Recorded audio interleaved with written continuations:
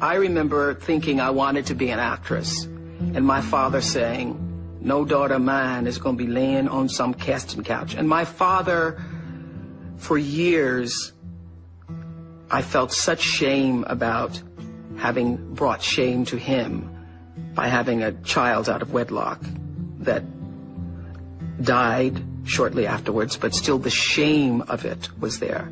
So when my father said, no daughter of mine is going to be an actress, I just thought, okay, I won't be one.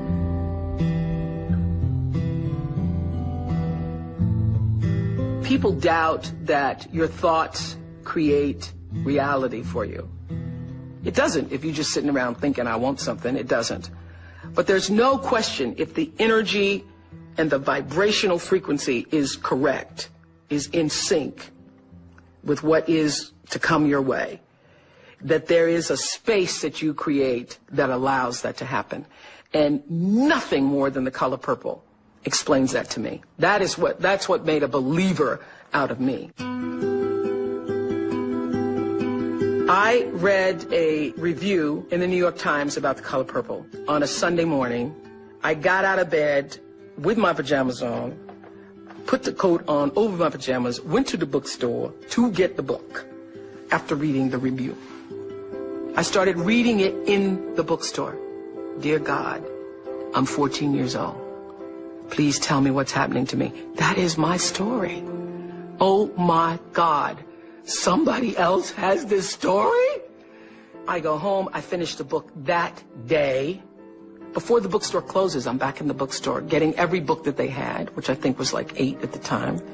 I buy all of those books, I hand them out to everybody I know at work, and I become obsessed, literally obsessed with the color purple. And I would walk across the Wacker Street Bridge just so I could run into people who had not read the color purple. I didn't have a book club, so any way I can get you to read it is fine. And I would pass out these books. If somebody said, no, I hadn't heard of it, well, I happen to have one right here. And I heard that they were going to be doing a movie about the color purple. They was Steven Spielberg and Quincy Jones. And as it turns out, I start telling everybody, I'm going to be in that movie. I'm going to figure out a way to be in that movie. I get a call from a casting agent saying, we're casting for a movie called Moonsong. They called it Moonsong at the time. You're casting for a movie called Moonsong? You're sure it's not the color purple? Because I've been praying for the color purple. He goes, no, it's Moonsong. So I go to this audition on a day in Chicago where it was 72 below zero. So cold they had ropes out to keep people from falling down. I had a cold, sore throat, swollen, and had a wrap in my head. And it was so cold that when you walked outside, your eyelids froze. When I walked in there, I thought, oh my goodness, it is the color purple. Because I know every character. I've read the book. I read for the color purple, and not only am I reading, I'm reading like for a major role. They want me to read for Sophia. She's married to Harpo. And Harpo is my name, spelled backwards. So I think if that is not a sign from Jesus himself, I never saw a sign bigger than that. So I audition, I hear nothing. I ended up months later calling the casting agent saying, I haven't heard anything. He said, you don't call me. What are you calling me for? I call you. And we have real actresses who are auditioning for this part. Alfred Woodard just left my office, he said. She's a real actress. You have no experience. So I hung up the phone, and I knew I'm not going to get the part. So I feel really terrible. I can't even believe this. I think this is a God trick. I think, well, God, what'd you do that for? Why did you take me to the audition, and I'm auditioning, and then it's a Harpo character, and then I'm not going to get it? So I think it's because I'm fat. So I go to this fat farm, and as I am running around the track by myself on a cold, rainy Wisconsin day, I start praying to God out loud, and I say, I don't get it. I really don't get it, God, but I know you do. I don't know if this is some kind of joke or what you're doing with me, but I thought you wanted me to have this part. And I want to be in the space where I can thank you for the opportunity, but I can't now. I can't. It's too hard. Please help me let it go. Help me to let it go. And I start singing, I surrender all.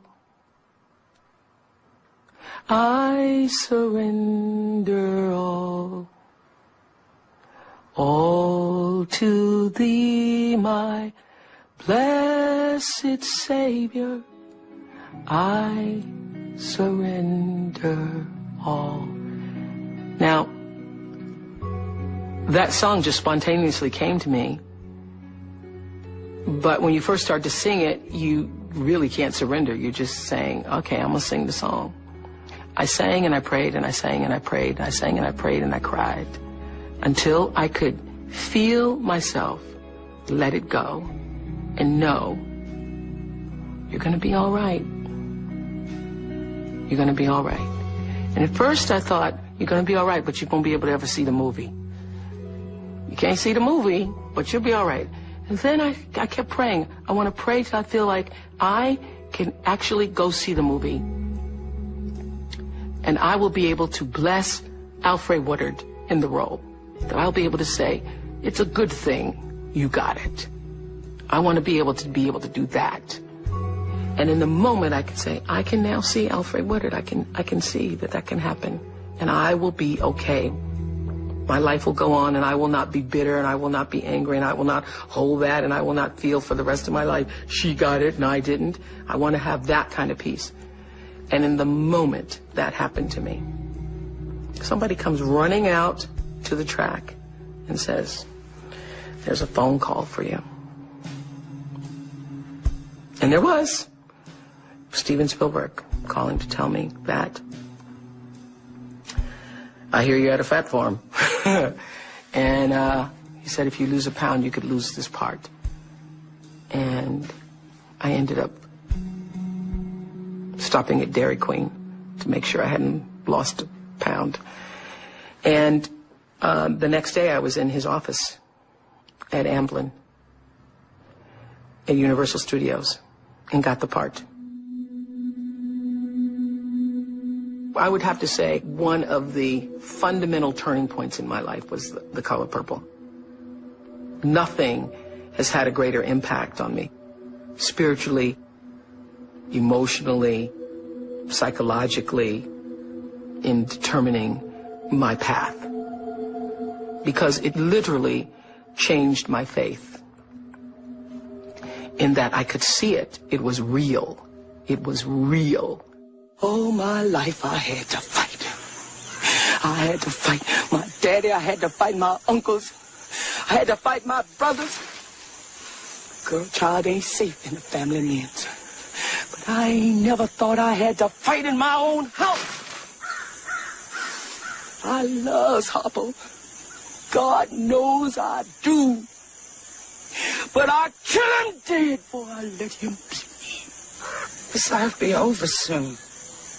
Heaven lasts always. Girl, you ought to bash Mr. head open and think about heaven later. God can dream a bigger dream for me, for you, than you could ever dream for yourself.